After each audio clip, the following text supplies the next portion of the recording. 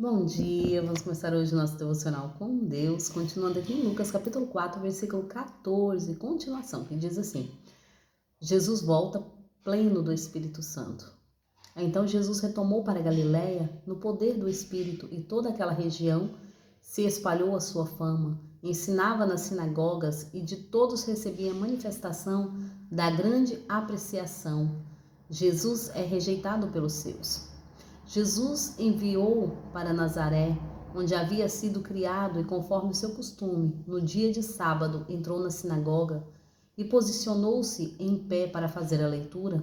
Foi-lhe entregue o livro do profeta Isaías, desenrolou e o achou o lugar onde está escrito: O Espírito do Senhor está sobre mim, porque me ungiu para pregar o evangelho aos pobres e me enviou para proclamar a libertação dos aprisionados e a recuperação da vista aos cegos, para restituir a liberdade aos oprimidos e promulgar a época da graça do Senhor.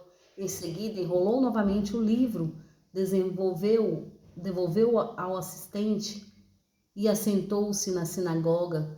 Todos estavam com os olhos fixos em sua pessoa. Então ele começou a pregar-lhe: Hoje se cumpre a escritura que acabais de ouvir. E todos exclamavam maravilhosos sobre ele e estavam admirados com as palavras da graça que saiu dos seus lábios.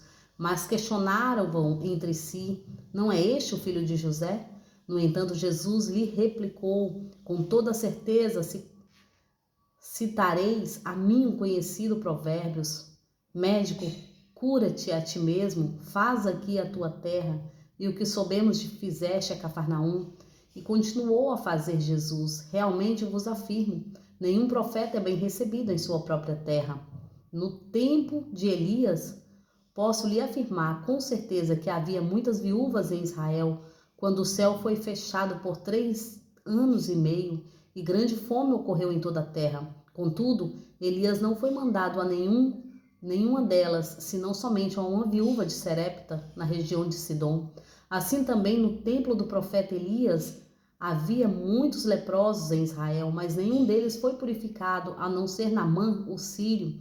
Então todos que estavam na sinagoga foram tomados de grande raiva ao ouvirem tais palavras, e levantando-se, expulsaram a Jesus da cidade, levando-o até o topo da colina sobre a qual a cidade havia sido edificada, com o propósito de jogá-lo de lá, precipício abaixo. Todavia, Jesus passou por entre eles e seguiu o seu caminho. Amém, né? Aqui a palavra está nos ensinando, né? Aqui vai falar um pouco sobre o Espírito Santo que veio sobre Jesus, né? Jesus volta pleno do Espírito Santo. Quando Jesus saiu dos 40 dias de jejum e oração, Jesus estava cheio do Espírito Santo de Deus, que veio sobre ele e deu força, né? E ali diz a palavra: então Jesus retornou para Galiléia no poder do Espírito. Toda aquela região se espalhou a sua fama, ensinando nas sinagogas, e de todos recebia a manifestação da grande apreciação. Então a Galiléia, onde Jesus andou, recebeu a presença do Espírito Santo de Deus. Eles foram cheios da presença do Espírito Santo de Deus, que estava em Jesus, se manifestou através dele para as pessoas, né? E ali, quando ele chega na sua região, Jesus é rejeitado pelos seus, porque quando ele chega em Nazaré, as pessoas querem que ele faça os mesmos milagres que estava acontecendo lá fora. E eles queriam ver para crer. E Jesus disse aqui, né, que mesmo no tempo de Elias, Jesus veio para quê, né? Aqui fala assim: foi-lhe entregue o livro e o profeta leu, né? Essa parte aqui é interessante, que o Espírito do Senhor estava sobre mim e me ungiu para pregar o evangelho aos pobres, me enviou para proclamar a liberdade nas sinagogas e a recuperar das vistas aos cegos, restituir a liberdade aos oprimidos e promulgar a época da graça do Senhor. Então Jesus está falando: Deus me enviou para um propósito, não é para o propósito que muitos querem, mas é para o propósito de Deus, o propósito que Deus já tinha para Jesus. E eles queriam que Jesus fizesse a maneira deles. Quantas vezes nós queremos que o Senhor age conforme nós queremos? Hoje nós vivemos isso, né? Senhor, que seja feita a minha vontade, que o Senhor faça como eu quero.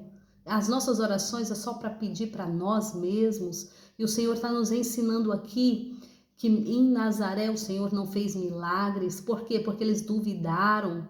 Ele duvidou quem era Jesus, eles duvidaram que Jesus era o Filho de Deus. E Jesus ali não realizou nenhum milagre, porque ele mesmo diz aqui, né, na sua palavra, que na época ali de Elias havia muitas viúvas a passar necessidade. Mas Deus mandou Elias na casa de uma viúva em específico para lhe mostrar que Deus era na vida dela, que Deus cuidava dela. Não que Deus não cuidasse das outras, mas entenda, muitas vezes o nosso duvidar impede o agir de Deus na nossa vida. Se nós temos duvidado da palavra que o Senhor nos disse, o agir demora muito a acontecer. Nós impedimos o agir de Deus na nossa vida. E aqui Jesus ainda confirma ali, né, também com outra pessoa, né, com Eliseu. Jesus disse que naquela época ali também havia muitas pessoas que tinham lepra, mas só um foi curado, só um foi curado.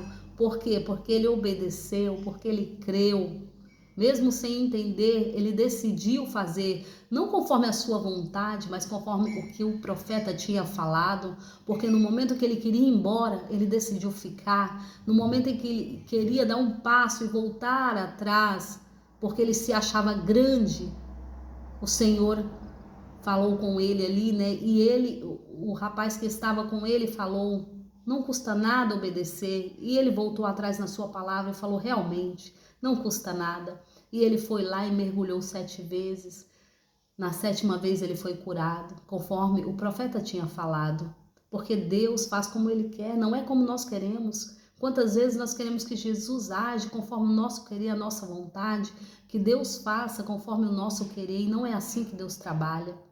Deus já tem tudo pronto. Muitas vezes nós impedimos o agir de Deus na nossa vida, nós atrapalhamos o que Deus tem a fazer. Então Jesus aqui estava ensinando ao povo por que não aconteceu milagres e maravilhas em Nazaré, assim como aconteceu na região da Galileia. Não aconteceu em Nazaré porque o povo não creu, mesmo vendo, mesmo se alegrando a sua alma. Eles duvidaram, mas não é você o filho de José e Maria? Então entrou dúvida no seu coração.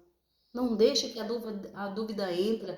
Faça como aquele pai que quando ele leva o seu filho até Jesus e os discípulos não podem curar o seu filho, mas quando Jesus chega, Jesus fala com ele e ele também entra dúvida no seu coração, mas Jesus fala novamente com ele, você crê? Porque dependia não do que Jesus podia fazer, mas dependia da fé dele para ser feita.